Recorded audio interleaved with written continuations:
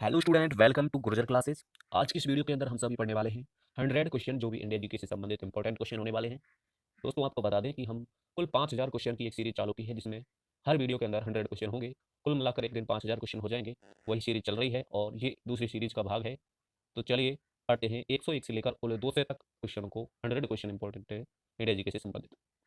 तो सबसे पहला क्वेश्चन है, महात्मा गांधी की हत्या कब हुई थी? तो 30 जनवरी 1948 को महात्मा गांधी की हत्या हुई थी। 30 जनवरी 1948 को। वह प्राचीन नाम क्या है जिसे पटना नगर के नाम से जाना जाता था? तो पाटलिपुत्र को अब पटना के नाम से जानते हैं। अगला क्वेश्चन है, 1930 की प्रसिद्ध नमक यात्रा सत्याग्रह यात्रा का नाम क्या था? तो दांडी मार्च कहते हैं इसे, क्योंकि ये मार्च के महीने में हुई थी। 1930 में गांधी जी के द्वारा ये यात्रा की गई थी नमक कानून को तोड़ने के लिए। सीमांत गांधी किसे कहा जाता है? अब्दुल गफ्फार खां को सीमांत गांधी कहते हैं। अब्दुल गफ्फार खां को। अगला क्वेश्चन है, वंदे मातरम गीत के लेखक कौन है?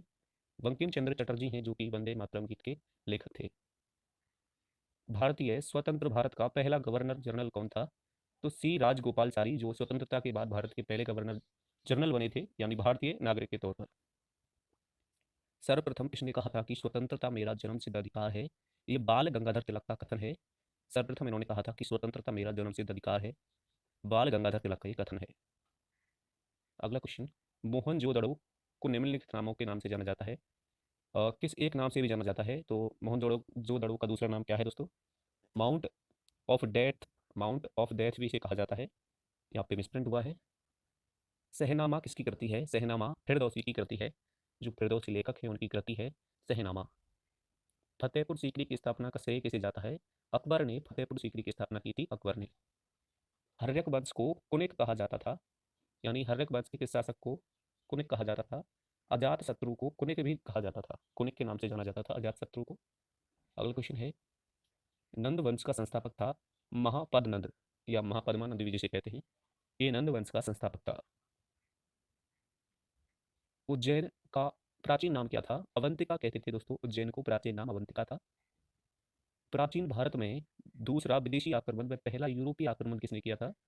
तो यूनानियों के द्वारा दूसरा विदेशी आक्रमण किया गया था और पहला यूरोपीय आक्रमण भी किया गया था, यानी यूरोप की तरफ से पहला आक्रमण और विदेशी आक्रमण दूसरा।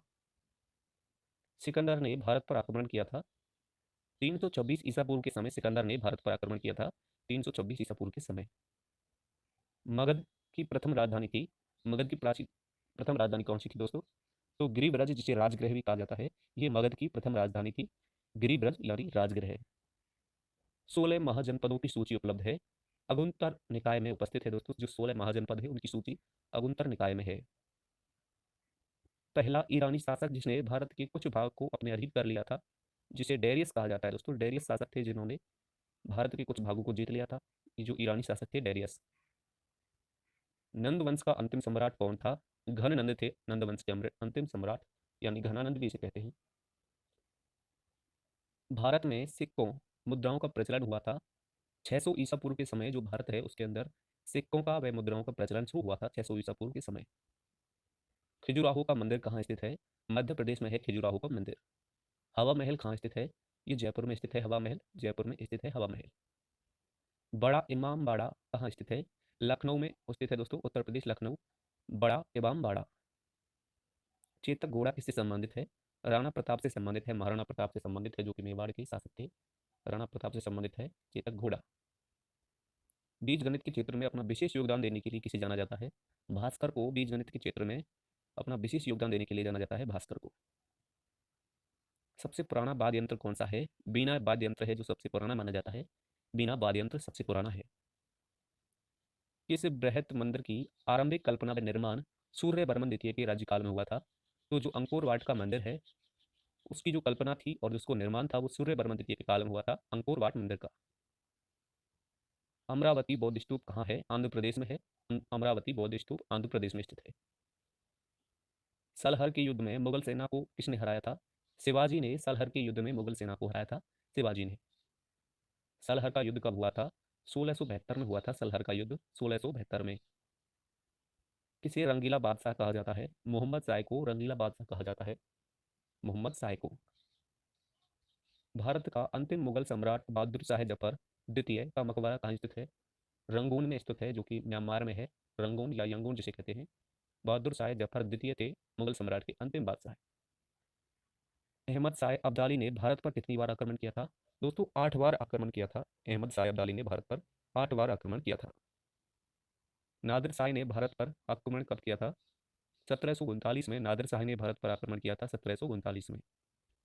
शिवाजी के समय कितना राजस्व वसूला जाता था? भू राजस्व का कुल 33% हिस्सा यानी 1/3, एक तिहाई जो है राजस्व वसूला जाता था भूभाग का। भू राजस्व जितनी भी पैदावार होती थी उसका एक तिहाई शिवाजी के समय वसूला जाता था।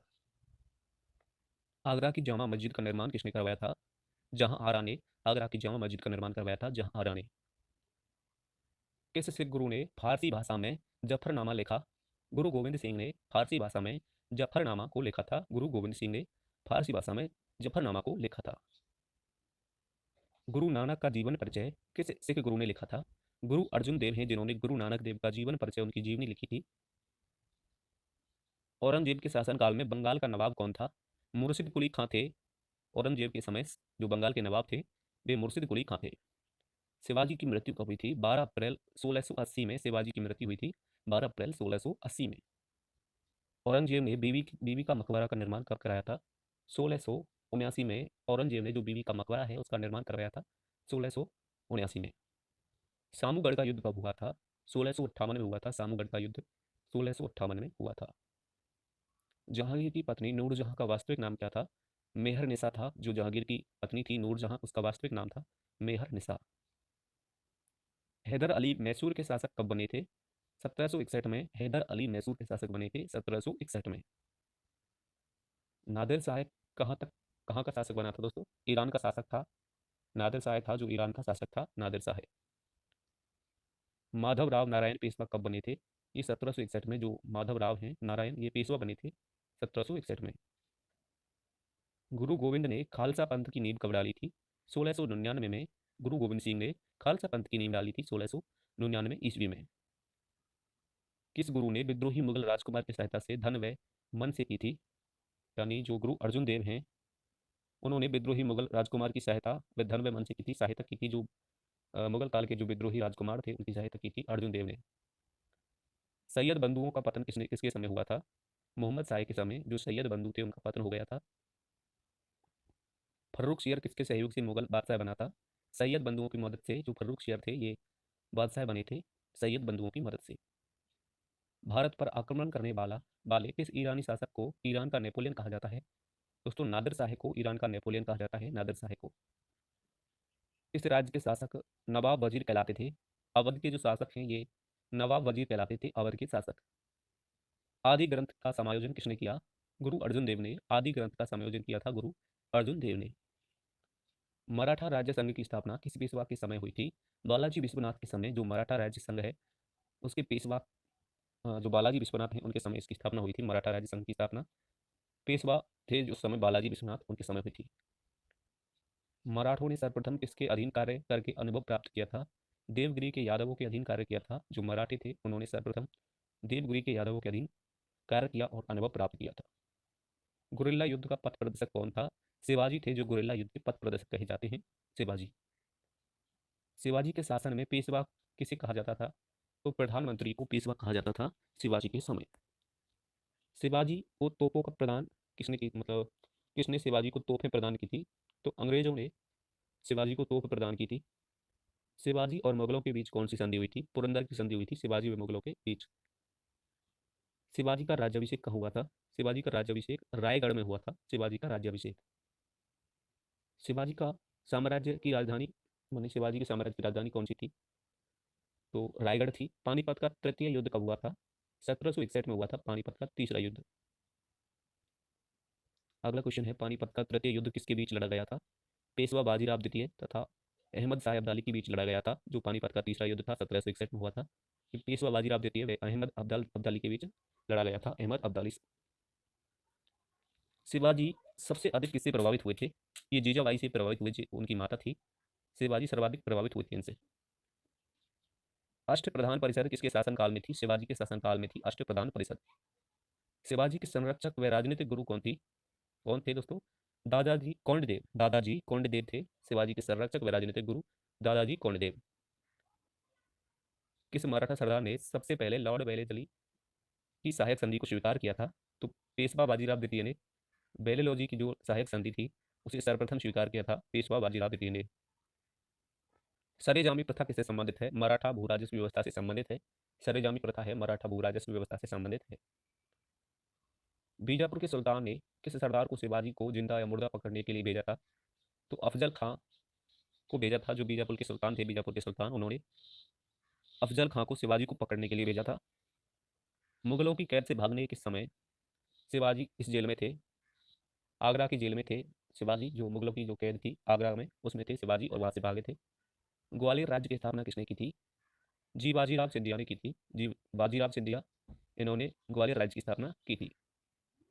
किस इतिहासकार ने पानीपत की दोनों लड़ाइयों को स्वयं देखा था? तो काशीराज पंडित ने जो पानीपत की लड़ाई हुई थी उन्हें स्वयं देखा था। शिवाजी को पहाड़ी चूहा व साहसी डाकू किसने कहा था? ये औरंगजेब ने कहा था शिवाजी को पहाड़ी चूहा और साहसी डाकू। औरंगजेब ने कहा था शिवाजी को। शिवाजी औरंगजेब के दरबार में आगरा कब उपस्थित हुए थे? 1666 में शिवाजी औरंगजेब के दरबार में गए थे, 1666 में। मराठा शासन को किसने सरल व कारगर बनाया था? शिवाजी, सॉरी यहाँ पे बालाजी विश्वनाथ हो जाएगा राइट आंसर। बालाजी विश्वनाथ ने मराठा शासन को सरल बनाया था तथा कारगर बनाया था। शिवाजी का अंतिम सैन्य अभियान कौन सा था? कर्नाटक अभियान था शिवाजी का अंतिम सैन्य अभियान, कर्नाटक अभियान था। शिवाजी के अष्टप्रधान का जो सदस्य विदेशी मामलों की देखरेख करता था उसे क्या कहा जाता था? उसे सुमंत कहा जाता था। जो शिवाजी का अष्टप्रधान जो मंडल था, अष्टप्रधान सदस्य जो मंडल था, उसमें एक सदस्य था जो विदेशी मामलों की देखरेख करता था, उसे सुमंत कहा जाता था, यानी विदेश मंत्री कहा जाता था, उसे सुमंत कहते थे।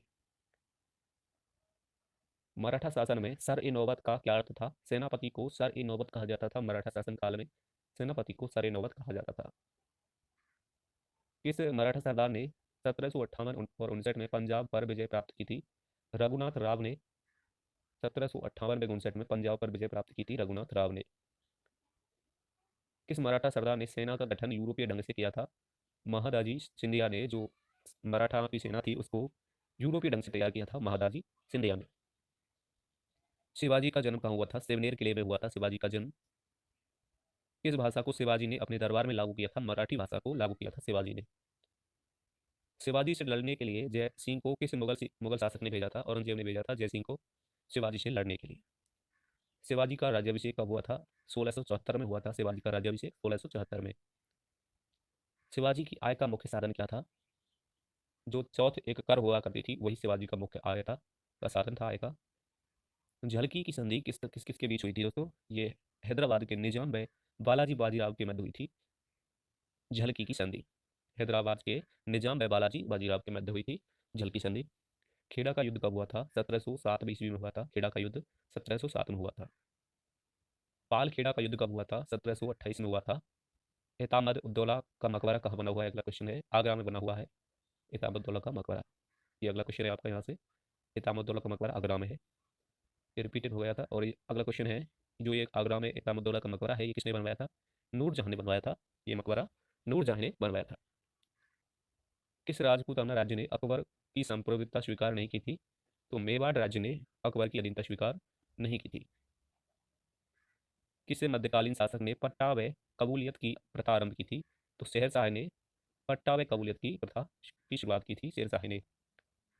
अकबर ने कठाभरण बानी की उपाधि किस संगीतज्ञ को दी थी? तानसेन को कठाभरण की संज्ञा दी थी अकबर ने तानसेन को, जो कंठाभरण जिसे कहते हैं दोस्तों। अगला क्वेश्चन हो जाएगा आपका, अंतिम रूप से मुगल बादशाह ने जजिया कर को समाप्त कर दिया था, यानी किस मुगल शासक ने जजिया कर को समाप्त किया था अंतिम रूप से? मोहम्मद शाह रंगीला ने अंतिम रूप से दोस्तों, यानी फाइनली अंतिम रूप से जजिया कर को समाप्त कर दिया था मोहम्मद शाह रंगीला ने। अगला क्वेश्चन है, जो चित्रकार का शत्रु वह मेरा शत्रु है, जो चित्रकार का शत्रु है वो मेरा शत्रु है, ये कथन किस मुगल शासक ने कहा था? तो ये कथन है जहांगीर के द्वारा कहा गया था, क्योंकि ये चित्रकला के बड़े प्रेमी थे। इन्होंने ये कथन कहा था कि जो भी चित्रकला का शत्रु है वो मेरा शत्रु है। बाबर के वंशजों की राजधानी कहाँ थी? तो समरकंद थी बाबर के वंशजों की राजधानी, समरकंद। अगला क्वेश्चन है, जहीरुद्दीन बाबर का जन्म कब व कहाँ हुआ था? तो 1483 में हुआ था बाबर का जन्म। बाबर का जन्म कब हुआ था? 1483 में। और कहाँ हुआ था? फरगना में उनका जन्म हुआ था। चंदेरी का युद्ध किस किस के बीच लड़ा गया था? बाबर व मेदिनी राय के बीच लड़ा गया था। जो चंदेरी के मेदिनी राय थे उनके बीच व बाबर के मध्य ये युद्ध लड़ा गया था। अगला क्वेश्चन है, बाबर ने अपनी आत्मकथा किस भाषा में लिखी थी? तुर्की भाषा में लिखी थी। बाबर ने अपनी आत्मकथा तुर्की भाषा में लिखी थी। कौन सा बादशाह अपनी उदारता के कारण कलंदर के नाम से जाना जाता था? तो बाबर को कलंदर की उपाधि मिली हुई थी क्योंकि उनकी उदारवादी होने के कारण। दीन पनाही नगर की स्थापना किसने की थी? हुमायूं ने दीन पनाही नगर की स्थापना की थी, हुमायूं ने। कौन सा बादशाह सप्ताह के 7 दिन अलग अलग वस्त्र पहनता था? ये हुमायूं थे। पानीपत के द्वितीय युद्ध में किसकी पराजय हुई थी? तो विक्रमादित्य की हार हुई थी पानीपत के द्वितीय युद्ध में। फतेहपुर सीकरी की बुलंद दरवाजे का निर्माण किसने करवाया था? अकबर ने करवाया था, और फतेहपुर सीकरी को भी अकबर ने ही बसाया था। बुलंद दरवाजे का निर्माण कब पूरा हुआ था? 1575 में बुलंद दरवाजे का निर्माण पूर्ण हुआ था, 1575 में। भानुचंद्र चरित का रचना किसने की थी? तो सिद्धचंद्र ने भानुचंद्र चरित की रचना की थी, सिद्धचंद्र ने। अगला क्वेश्चन है, इलाही संवत की स्थापना किसने की थी? अकबर ने शुरुआत की थी इलाही संवत की। दास प्रथा का अंत कब किसने किया था? 1562 में अकबर ने किया था।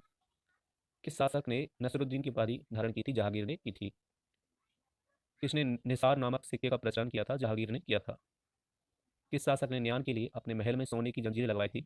तो जहांगीर ने सोने की जंजीरें लगवाई थी। तो इस प्रकार आपकी वीडियो पूरी होती है। मिलते हैं जल्दी अगले वीडियो में। वीडियो अच्छी लगी हो बाकी आपको तो लाइक करना जरूर, और चैनल को सब्सक्राइब करना अगर आप नए हो। तो मिलते हैं जल्दी। Thank you. जय हिंद, जय भारत।